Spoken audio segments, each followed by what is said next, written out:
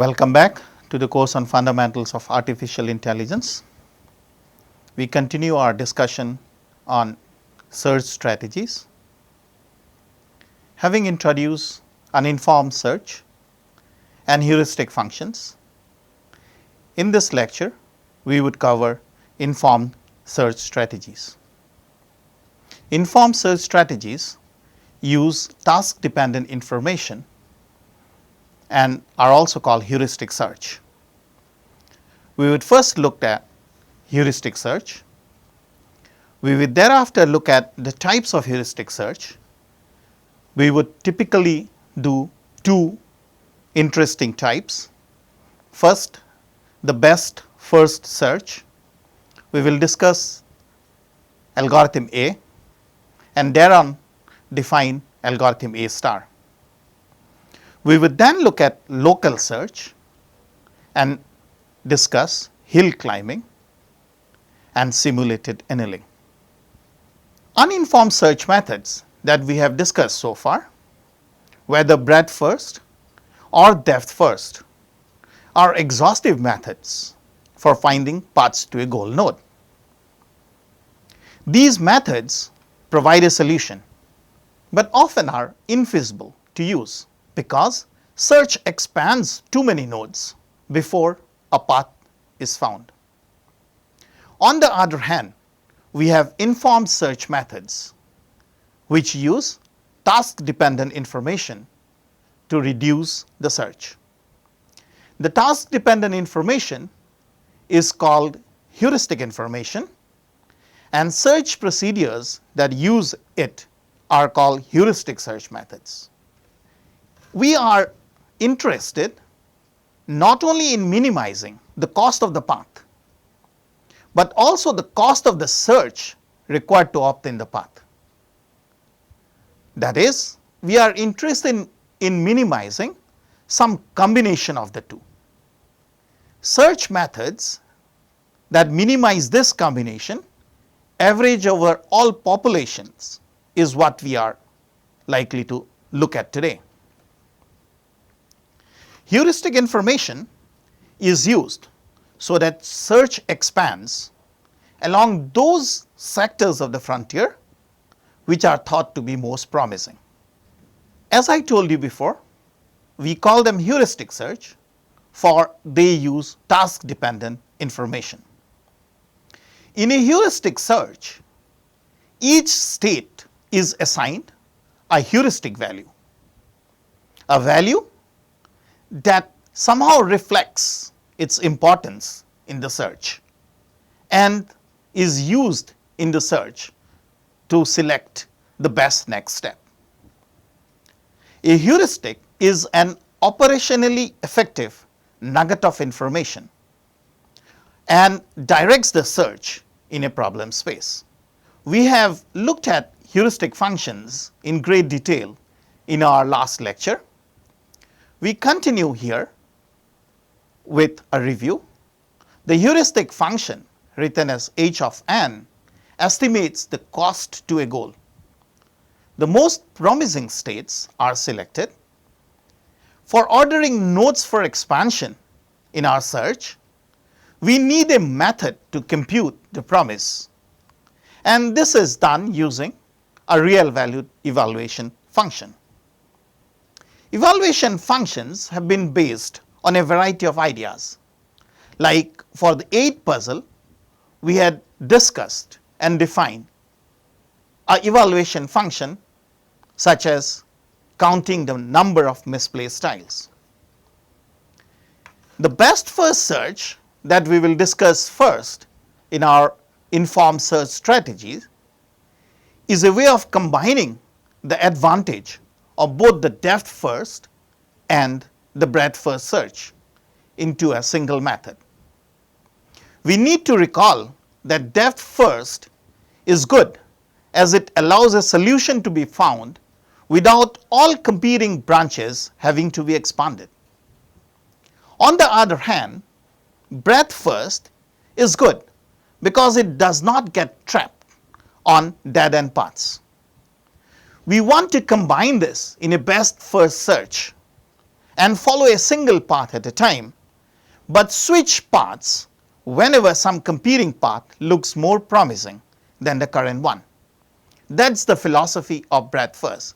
Take the best of the depth and the best of the breadth first searches and jump from one branch of the search to the other branch to get to the best nodes at every point in time. The idea is to use an evaluation function for each node that estimates the desirability and then expand the most desirable unexpanded node. We order the nodes in decreasing order of desirability, and one of the special case is the A star search. Let's look at an example here. Let's say we have a problem and where we are searching a tree and a node is expanded to give us node B, node C and node D. Let us now try to compute some heuristic function that gives us a value of these nodes, the heuristic value of these nodes. So let's say B has a value of 3, C has a value of 5 and D has a value of 1. The next thing that we would love to do, if these values reflect somehow the distance to the goal, we would love to expand node D, for it has the minimum of the distance to the goal. So we expand D, and let's say we end up having two nodes E and F, and let's say these heuristic values that I get of the evaluation function at node E and node F is 4 and 6 respectively. Now if you compare the heuristic values at B, which is still unexpanded, at C, which is still unexpanded, and the unexpanded nodes E and F, we see that B looks most promising, and therefore a best first search would expand B rather than expanding E or F as it would have been done in case of a depth first search. Therefore, the next thing that's expanded is B, and let's say we have a node out of B which is G and H, and if we look at their heuristic values, then we have 6 and 5. In that case, interestingly, once again the search would jump back to E, because if you see, G has a value of 6 whereas H has a value of 5, and E looks most promising at this point of time. The search would then expand E. This is the basic idea of a breadth first search. To once again reiterate what I have just now said, in a breadth first search we do go about looking at expanding every node as I did for the first time, but then out of this I decided to go and take down D, not B or C, as D looked most promising, and I expanded its nodes. But while doing so, I jumped back to the node which was not expanded and even looked promising. So from doing D and not doing E and F, I jumped back from here to expanding B. And once B was expanded, I realized that nodes G and H are less promising than E. I come back and expand E. So this is what a breadth first search does. It tries to expand the best promising node while shifting from being depth first to breadth first and breadth first to depth first again. So if you recall, we had introduced this graph search algorithm where we had said that we will have two lists, one called open and the other called closed, on which we shall maintain the nodes that are to be expanded and that have already been expanded. So here, continuing that discussion, as I am dealing with A, B, C, D and then expanding E and then going back and expanding B, the only point in which this algorithm of graph search would make a difference is on the reorder of the open list. When I reorder the open list, I will now order it according to the heuristic merit, and therefore the node that would be expanded next would be at the front, allowing me to take the most promising node first. Algorithm A is about avoiding expanding paths that are already expansive, and here the evaluation function can be defined so that its value at any node estimates the cost of the minimal cost path from the start node S to the node N.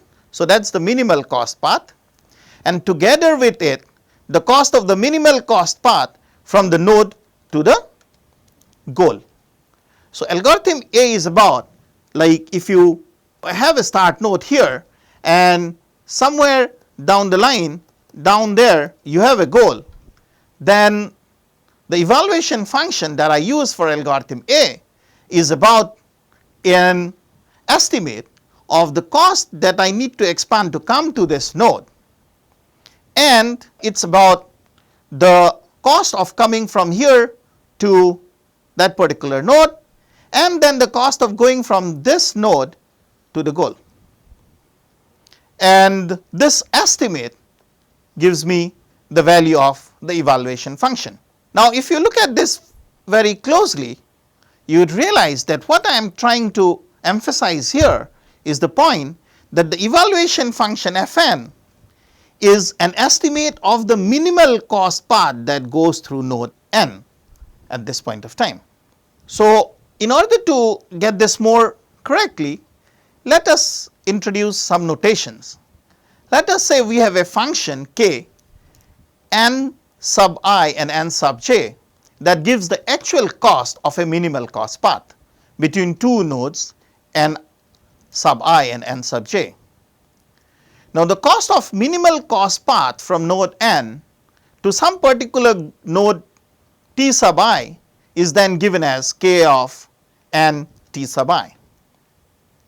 H star n is the minimum of all such paths over the entire set of goal nodes t sub I that I could generate, and that is the heuristic value. So, H star n is the cost of the minimal cost path from n to a goal node. That is the cost of an optimal path from a given start node S to some arbitrary node n. So, that could be written as k s n, and we write this as g star n. So, g star n is the cost of the optimal path from a start node to a node n, and together with h star n we define f star n, which is the actual cost of an optimal path from node S to node n plus the cost of an optimal path from node n to the goal node. So, it has two things that I had just now told you in the previous slide. I have the start node S, and somewhere I have an intermediary node n, and down the line I have a goal node G. So, I take this as G star n, the cost of coming from the start to n, the optimal cost, and I take this, the cost of going from n to the cost of going from n to G, which is H star n. The evaluation function f star is defined as G star n H star n. Now, the evaluation function f is an estimate of f star, and this estimate can be written as f is equal to g of n plus h of n, where g of n is the cost so far to reach n and actually is an estimate of g star. H of n is the estimated cost from n to goal and is an estimate of h star. And for h, this estimate alone, we rely on heuristic information. Given these two estimates, we have f of n, which is the estimated total cost of a path through n to the goal. Any graph search algorithm using this evaluation function for ordering nodes is called algorithm A.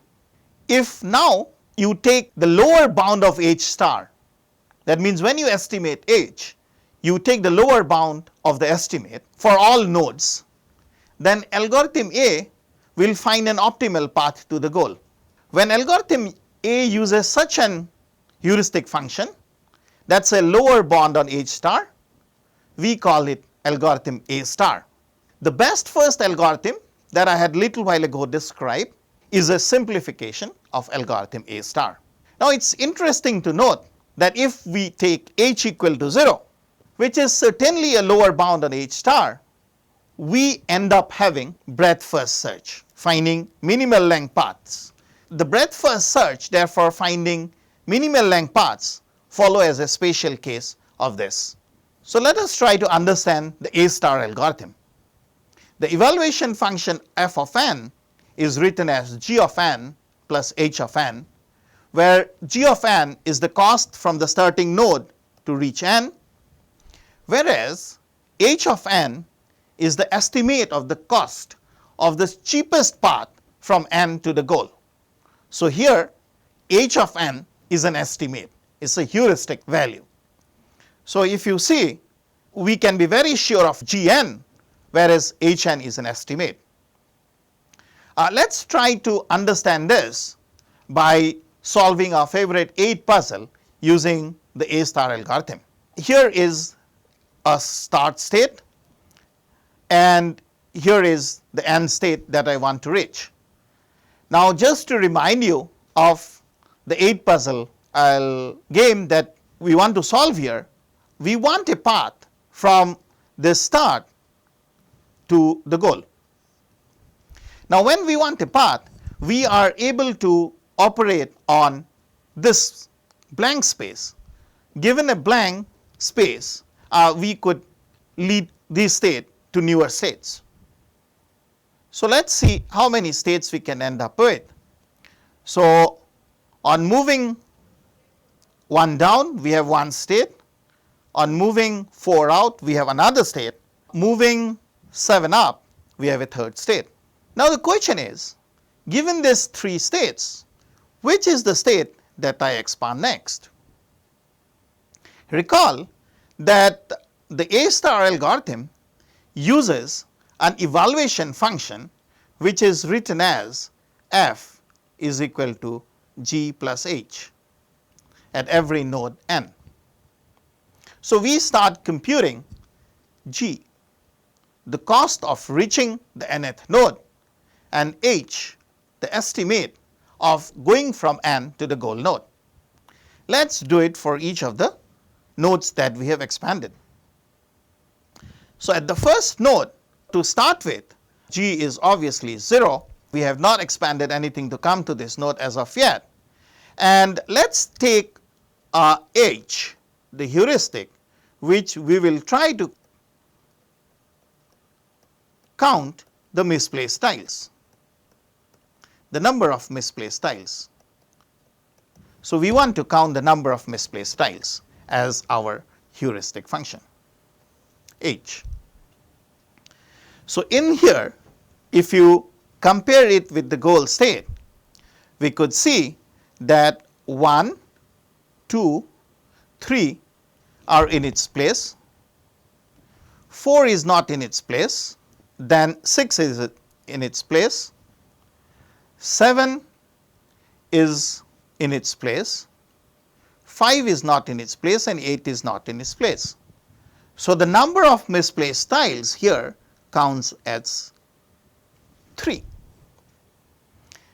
Given the fact that I have not expanded anything to come to the node and my heuristic value which I have stated as number of misplaced tiles, as some heuristic or estimate of going from n to the goal node, I have counted as 3, the evaluation function will have a value of f equal to g plus h, which is 3. I compute the other heuristic values here. So, at this point g is equal to 1 and h is equal to 4, and I end up having f equal to 5. At this point I have g equal to 1, h equal to 2, f equal to 3, and at this point h is equal to 4 and f is equal to therefore 5. Just for a cross check, I just want to show you one more time counting of the misplaced tile heuristics. Here if you look at the number of misplaced tiles, 1, 2, 3 are in its place, 4 is in its place, 6 is in its place, 7 is in its place. Only tiles which are not in its place is 5 and 8. Therefore, I have an h of 2 and leading to an f of 3. Depending on the value of f, I pick up this middle state there, and we expand this node to get 3 newer nodes and then compute the heuristic values of each of them. Note that at this point g becomes 2 and I count the number of misplaced tiles to know about h. That leads to f equal to 3, f equal to 5 and f equal to 5 again for the last node here. Therefore, I decide to expand this node at the start. When I do this, I end up having 2 nodes, either moving 7 to the blank or moving 8 to the blank, and one of them is the goal node. That you can still see by computing the heuristic function, and you would have g equal to 3 at this point of time. You would have 2 misplaced tiles here and therefore f is 5. In this node we have g equal to 3, h equal to 0 and f therefore is 3, and this is what I would ideally take for expansion, but then I will realize that that is the goal node and my algorithm will end. So, what we have realized is that this A star algorithm could take me to goal in such a nice directed way. The g that I am using in the A star algorithm lets us choose which node to expand next on the basis not only of how good the node itself looks as measured by the heuristic function, but also on the basis of how good the path to the node was. Therefore, g carries a lot of weight. The estimator of h star, the distance of a node to the goal, is another interesting observation. If h is a perfect estimator of h star, A star will converge immediately to the goal without no search. Better the estimate of h, closer we would be to the direct approach. On the other hand, if h is 0, the search would be controlled by z, and if g is 0, we would end up having random search. If we consider g at every step to be 1, we would end up having a breadth first search. Now we talk of admissibility of A star. The A star algorithm, depending on the heuristic function, finds or not an optimal solution. If the heuristic function is admissible, optimization is guaranteed. A heuristic function is admissible if it satisfies the following property. For every n, the hn is bounded by 0 and h star n. That means hn has to be an optimistic estimator. On the other hand, it never has to overestimate h star n. Using an admissible heuristic function guarantees that a node on the optimal path never seems too bad, and that it is considered at some point in time. A star guarantees an optimal solution if hn is an admissible heuristic and the search space is a tree. Now hn is admissible, as I told you in the previous slide, if it never overestimates the cost to reach the destination node. A star generates an optimal solution if Hn is a consistent heuristic and the search space is a graph. Now, Hn is a consistent heuristic if for every node n sub I and for every successor node n sub j of n sub I, we have Hn less than equal to C of ni nj plus h of nj. This is what I mean, that the estimate that I make of reaching nj, the estimate about nj to the goal and about ni to the goal should take into account the cost of coming from ni to nj. If that happens, then we have a consistent heuristic. A star expands nodes in order of increasing f value. And what really happens is that it gradually adds the f contours one after another into its search space. And as it encounters gradually f contours of nodes, it goes towards more promising nodes. We would now look at the optimality of A star and prove it by an intuitive method. Let us say we have a suboptimal goal G2 in the fringe and we have a node n which is not yet expanded. Let n be in the fringe as well and let it be on a shortest path to the optimal goal G. Now, A star is optimal if the heuristic value at n is less than the heuristic value at G f, the heuristic value at G2. Now, we know that the f of G2 is equal to G of G2 because G2 is a goal and h of G2 is 0. Further, G also being a goal, f of G is equal to G of G since h of G is 0. Now, we have been told that G2 is suboptimal. That would mean that the cost of coming to G2, which is G of G2, is greater than the cost of coming to G. Now, we know that G of G2 is f of G2. Therefore, f of G2 is greater than f of G. Now, since we are talking of an admissible heuristic, we know that h of n is less than equal to h star n.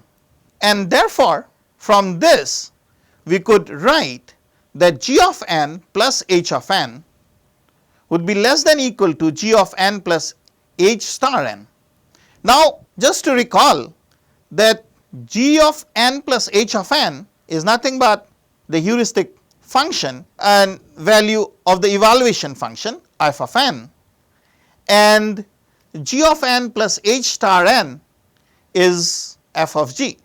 So, we could write here that f of n is less than equal to f of g, and given that f of G2 is greater than f of g, we can conclude that f of n is less than f of G2. So, that is how we could say that A star is optimal, because any node that it picks up for expansion, the evaluation function at that node is going to be less than a suboptimal goal. Now, we will focus on other interesting portion of today's lecture, which is about local search. So, what are local search algorithms? In many optimization problems, the state space is the space of all possible complete solutions. Objective functions tells us how good a given state is. Find a solution by minimizing or maximizing the value of this function. These algorithms do not systematically explore all the state space. Heuristic or evaluation function reduce the search space, which are not worth being explored. Algorithms do not usually keep track of the path. The memory cost is minimal therefore. But one thing to be noted here is that the total lack of memory at times can be a problem, because we may end up having cycles. Nevertheless, these are popular search algorithms. The local search uses single current state and move to neighboring states. The idea is to start with an initial guess at a solution and incrementally improve it until it is one. The advantages of local search is, as I told you, uses very little memory, find often reasonable solutions in large or infinite state spaces. It is useful for pure optimization problems, find or approximate best state according to some objective function. We will look at one such local search algorithm called the hill climbing search. The idea is similar to climbing a hill. So, the surface looks like something of a hill with lot of ups and downs, and let us say we are here in our search. We can be using two different types of heuristic functions. We may estimate the distance from a peak to arrive at the peak. For such a heuristic estimate, the smaller is the better, or we may be using the height defined by the evaluation function. And as you can guess, in a hill climbing search, if I am talking of height, greater is better. So, the hill climbing procedure, if you allow me to put, is very simple. You just initialize a state called current to the starting state, and then you initialize a state called next, which takes the highest valued successor of current. If the value of next is less than the value of current, we will return current, else we will let current equal to next, and this continues. So, basically, if I am looking for reaching this point from here, I will look at my neighborhood and move to this point, which is possibly the best, and then make this my next point and increase my search space. So, pick up this, move here, make my search space here, and I will slowly but surely reaching the height. But is it that simple? We will look at it in a minute. There are variants to the hill climbing algorithm. The simple hill climbing is a basic method in which the first state that is better than the current state is selected, as I was trying to explain this. There is other called the steepest ascent hill climbing, where we consider all moves from the current state and select the best one as the next state. So, let us take our 8 puzzle game once more and see and understand hill climbing. Let us take this to be our start state, and here is our goal state. We will use again our heuristic function of the number of misplaced tiles. So, we will try to expand these nodes and get the newer nodes, but then compute the number of misplaced tiles for each one of these nodes. So, this has 5 misplaced tiles, this has 6, this has 4, and this has 5. So, I would love to expand the one with the lowest number of misplaced tiles. I expand that node and end up having 2 more nodes here, and then we compute the heuristic values 5 and 3. Therefore, we opt to expand this node. This node is expanded and ends up in 3 more nodes. We compute the heuristic values. This node with the lowest heuristic value is expanded next. We end up having this node, and then that is expanded to reach to the goal. So, if you give some thought to the whole process, this search that I was trying to do was about moving in a way in which the distance to the goal node was decreasing, and I did not take any other path. So, that is the hill climbing search. The properties of the hill climbing search is that it terminates when a peak is reached, does not look ahead of the immediate neighbors of the current state, and this is what is important. Every time I was expanding the next level, I was only concerned at what are its successors and did not use any estimate of some measure of how far I am from the goal. It chooses randomly among the set of best successors if there is more than one, and does not backtrack, since if you remember, it does not remember where it's been. It does not keep a track of which state it came from. So this is good if your search space is really looking like a hill, but then it's not that. Search space features could be very complex as shown in this figure. I have an objective function and the state space, and the state space versus the objective function curve is with many interesting properties. Here is the global maxima. Apart from the global maxima, we have local maximas, and then more interestingly, we have flat local maximas as well. Under such a state, if you are searching for just moving towards maximizing your return on the claim, and you are somewhere here in the current state, and your movement is towards this side rather than this, one would end up having this as the maximum, and we will miss the global maxima. This is a very, very serious problem with hill climbing. So drawbacks of hill climbing is that peaks that are in the highest point in the local space, the local maxima, we tend to get stuck there.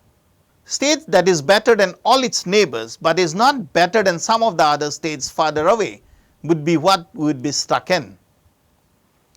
Plateaus, the spaces that has a broad flat region that gives the search algorithm no direction.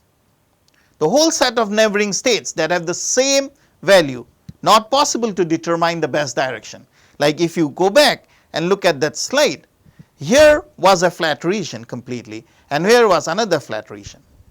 Now if I am somewhere here, or I do not know which state side to go to when I am on a flat region like this. So this is another drawback. And then there are drops off to the sides. Steps to the north, east, south and west may go down, but a step to one of the combinations may go up. So orientation of the high region compared to set of available moves and direction in which they move make it impossible to traverse reaches. So with these drawbacks, it is better that we now focus on one of the methods to overcome these, and that method is simulated annealing. Simulated annealing, the premise of it, the motivation of having it is because hill climbing algorithm that never makes it downhill is guaranteed to be incomplete. What it means is if I keep on thinking of only climbing up and never think of climbing down again, then I will miss this global maxima. So what can be done is that we can think of random walks, but then purely random walk, that is moving to a successor chosen uniformly at random from the set of successors, may guarantee completeness but is extremely inefficient. So we want to do better than this, neither remain incomplete nor want to have extreme inefficiency.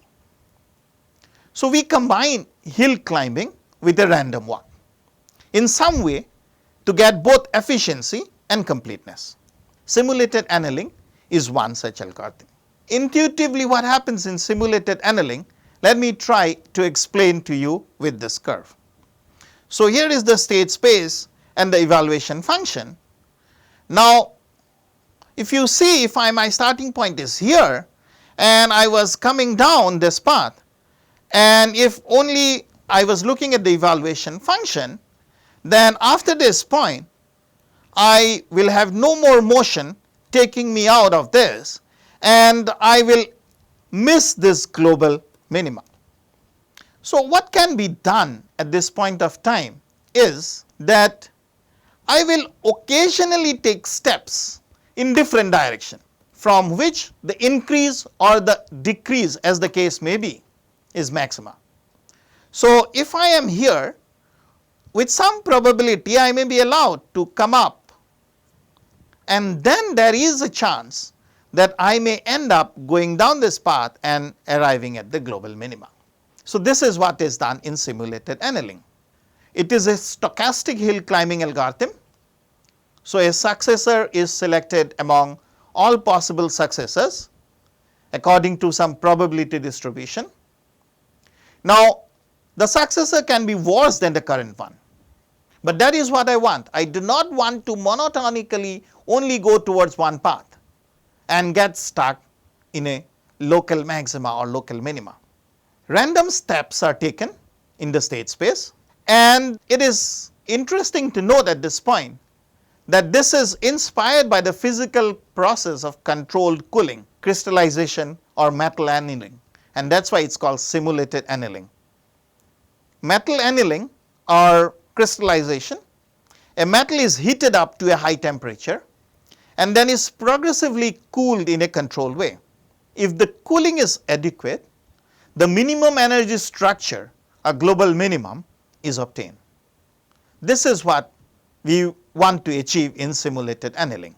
The goal of annealing, therefore, is to produce a minimum energy final state, but there is some probability that a transition to higher energy state will occur. This probability is given by this function here. Now, properties of physical annealing is used to define an analogous process of simulated annealing. Delta E here, the energy function, is generalized to reflect change in the value of the objective function. Analogy for kT is slightly different than the physical one.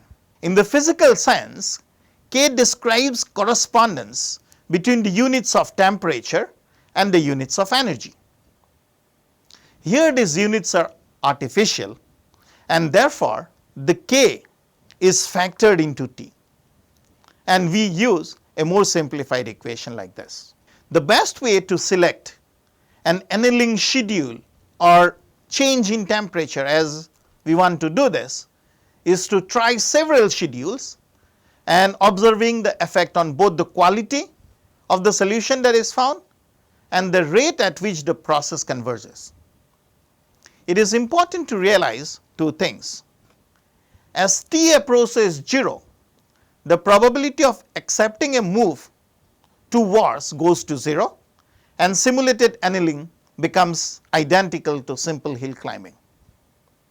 What matters in computing the probability of accepting a move is the ratio of the energy to the temperature. Thus, it is important that the value of the temperature is scaled so that this ratio is meaningful, and this is something that one needs to really work on. Terminology from the physical problem is used here, as you have noticed. The temperature T is the control parameter. The energy E, or often written also as F, is the heuristic function about the quality of a state. The function F decides about the selection of the successor state and depends on the temperature and the difference between the quality of the nodes. That is, something that I select at one temperature, what is the evaluation function, minus what is the value of the evaluation function at a new temperature. The lower the probability of selecting worse successors. The cooling strategy determines the maximum number of iterations in the search process, the temperature decrease steps, and the number of iterations for each step. So, here is the simulated annealing procedure. While the temperature is not 0, I would love to do a predefined number of iterations. Okay? I generate the successor of the current successor and look at their F values. Okay? Find that it is still greater than 0, then I take the actual to be the new one, and the temperature is decreased and this process is continued further. So, the main idea is that I take steps in random direction, but step taken in random direction do not decrease the ability of finding a global optima. The disadvantage is the very structure of the algorithm increases the execution time, However, the random steps possibly allow to avoid small hills, and that is a great advantage.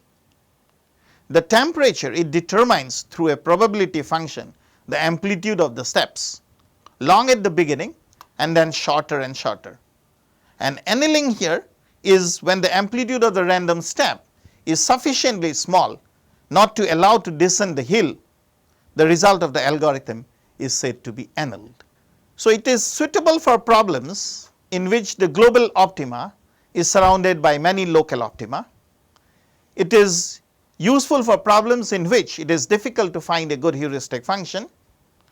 Determining the values of the parameters can be quite difficult and often require experimentation. We have now covered the examples that we wanted to talk of in informed search. In our next lecture, we would be covering constraint satisfaction problems. Thank you very much.